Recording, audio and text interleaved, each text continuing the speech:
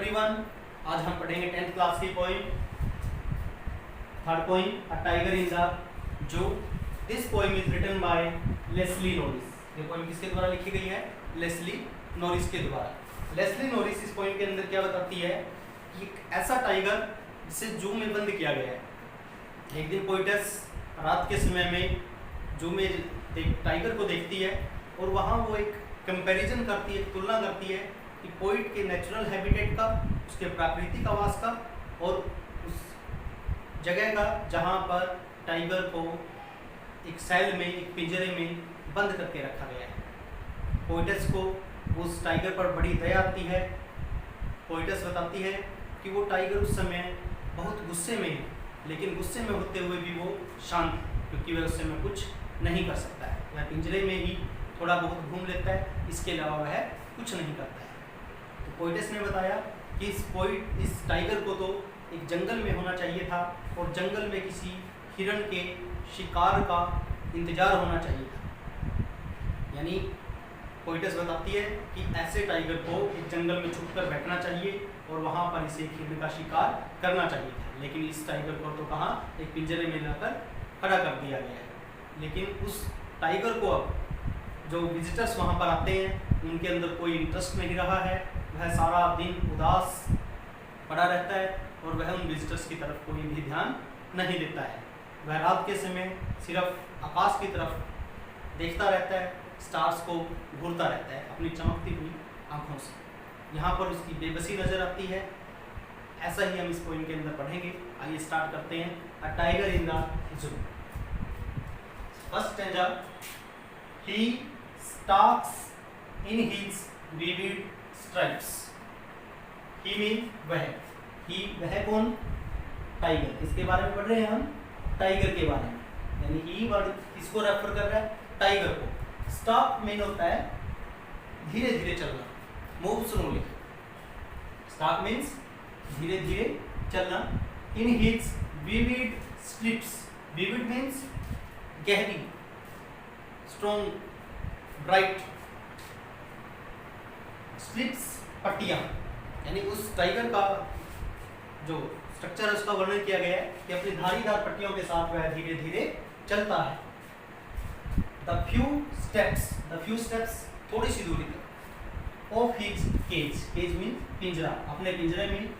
On pads of velvet, एक बड़ा है यहाँ पर, on pads of velvet. Pads of velvet क्या है? कोई टाइगर के नीचे जो पाँव का हिस्सा है, टाइगर के पाँव के नीचे का जो हिस्सा है उसको कहा गया है pads of velvet. Quiet in his quiet rage, यानी वो बड़े शांत तरीके से चल रहा है, लेकिन फिर भी इसको क्या है? रेज। रेज मीन्स गुस्सा, एंगर। गुस्से में है लेकिन फिर भी शांत है। शांत क्यों है? क्योंकि वो उस समय कुछ नहीं कर सकता। तो आइए क्वेश्चन सोल्व करते हैं। Who is he here? यहाँ पर ही वर्ड किसको रेफर कर रहा है? मैंने अभी बताया आपको, ही किसको रेफर कर रहा है? Tiger. How does he walk?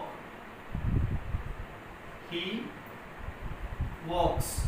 पिछली वीडियो में मैंने आपको बताया था कि जिस भी टेंस में क्वेश्चन पूछा जाता है उसी टेंस में आप उसका आंसर देंगे। तो यहाँ पर डू और डज आया है, प्रेजेंट इंडेफिनिट टेंस है, तो डू डज को हटाकर हम वर्ब के साथ एस और ईएस का यूज करते हैं।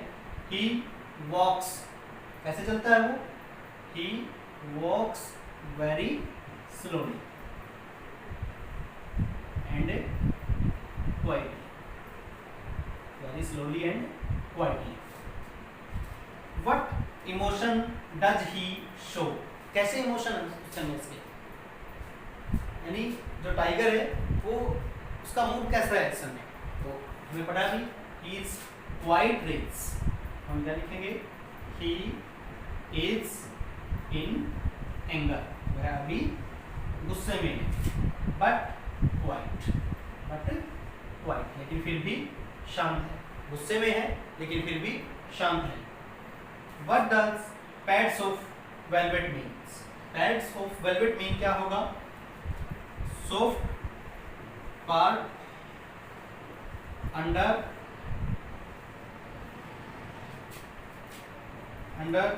तो फीट ऑफ टाइगर, उस टाइगर के फीट का नीचे का हिस्सा। Find from the passage words which same as walks with pride और एंगर। यहाँ पर 2 वर्ड्स दिए गए हैं, इन वर्ड्स का जो मीनिंग निकलता है वो हमने देखना है इस स्टैंजा से, यानी ऐसे वर्ड्स देखने हैं हमने जो वर्ड्स स्टैंजा में यूज हुए हैं और उनका मीनिंग ये निकलता है। वॉक्स विद प्राइड मतलब गर्व से चलना, तो उसका मीनिंग क्या हो जाएगा? स्टॉक्स। क्या हो जाएगा इसका मीनिंग? स्टॉक्स। एंगर गुस्सा, रेज। फर्स्ट स्टैंजा था, नेक्स्ट स्टैंजा की तरफ बढ़ते हैं। He should be lurking in shadow. He फिर वही टाइगर के लिए यूज हुआ है। He should be lurking. Lurking होता है किसी पर आक्रमण करने के लिए छुप कर बैठना। लर्किंग क्या होता है?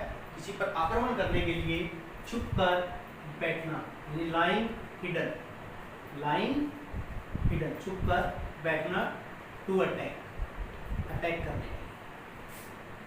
इन शैडो यानी इसको कोई जो टाइगर की बात कर रही है पोइटेस, कि ऐसे पोइटेस को, ऐसे टाइगर को तो शैडो में यानी पेड़ की किसी छाया में छुपकर बैठना चाहिए।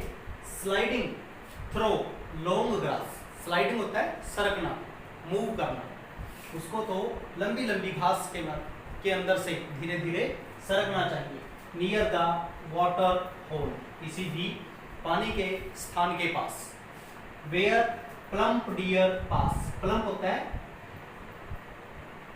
गोल भटोल, प्लम्प क्या होता है? गोल भटोल। डियर पास, डियर मीन्स हिरण, कि ऐसे स्थान पर जहां से कोई हिरण गुजरता हो, यानी जहां कोई हिरण पानी पीने के लिए आए और शेर उस टाइगर को वहां पर छुपकर रहना चाहिए, जैसे ही हिरण आए वो उसका शिकार करे। Who is lurking in shadow? Who is lurking in shadow? कौन छुपा है? किसको छुपना चाहिए? तो टाइगर, इसकी बात कर रहे हैं हम।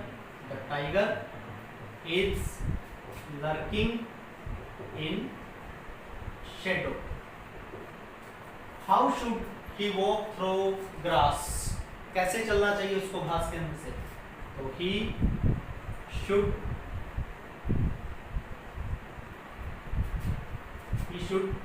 क्या आया था? Sliding throw. he should, हम लिखेंगे he should slide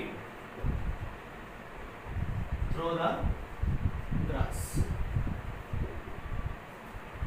Who passes near the water hole? Water hole के नजदीक से कौन गुजरता है? किसकी बात कर रहे हैं? डियर की बात कर रहे हैं। Plump deer, plump deer passes near the water hole. And next, name the poem and the poet. Name the poem. Tiger in the zoo. And poet Leslie Norris. Leslie Norris. Give the 2 rhyming words. Rhyming words देख लेते हैं। Rhyming words means इनकी sound same होती है, तो इसमें rhyming word क्या बन जाएगा? ग्रास, पास। ग्रास और पास। 2 स्टैंजास आज हमने कंप्लीट किए।